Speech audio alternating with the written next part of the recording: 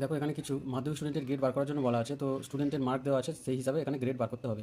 তো নিচে দেখো গ্রেডেশন সিস্টেম দেওয়া রয়েছে। গ্রেডেশন সিস্টেমের মধ্যে using formula, grade scale, letter grade দেওয়া হয়েছে। তার মানে ইউজিং ফর্মুলা এইটাকে আমরা ফর্মুলাতে অ্যাপ্লাই করবো, গ্রেড স্কেল এটা দেওয়া আছে, গ্রেড স্কেল এই হিসাবে আমাকে করতে হবে এবং সেই হিসাবে গ্রেড চলে আসবে। তো আমরা এখানে কীভাবে ফর্মুলা লিখবো দেখো, আমরা প্রথমে সমান চিহ্ন দেবো, তারপর এখানে ইফ লিখবো, ব্র্যাকেটটাকে ওপেন করবো, তারপর লজিক্যাল টেস্ট যে নাম্বারের উপর গ্রেড বার করতে হবে সেটাকে আমাকে সিলেক্ট করতে হবে। তো এটাকে আমি সিলেক্ট করবো, তারপর আমি কিবোর্ড থেকে greater than equal to sign দিয়ে এবারে এই যে ইউজিং ফর্মুলার মধ্যে যেটা আছে সেটা আমি দিয়ে দেবো। গ্রেটার দেন ইকুয়াল টু প্রথমে 90 দিয়ে দেবো, তারপর 90 কমা দেবো, কমা দেওয়ার পর এখানে দেখো 90 মানে গ্রেটার দেন ইকুয়াল টু 90 মানে এখানে ডবলে। তো এখানে আমি কী করে দেবো, এখানে ইনভার্টেড কমা শুরু করবো, তারপর এখানে ডবলে দেবো, আবার ডবল ইনভার্টেড কমা শেষ করবো, শেষ করার পর কমা দিয়ে দেবো।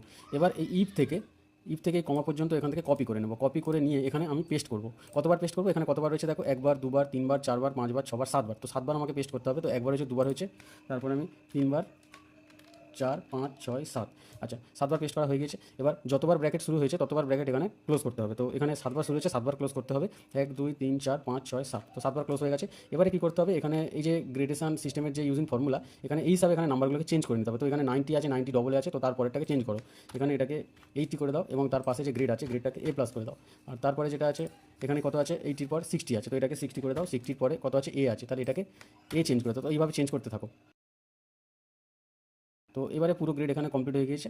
এবার আমরা কিবোর্ড থেকে এন্টার প্রেস করবো। তো এন্টার প্রেস করলে দেখো এখানে গ্রেড বেরিয়ে চলে এসেছে। এবার এটাকে উপর থেকে নিচে পর্যন্ত ড্র্যাগ করে দেবো।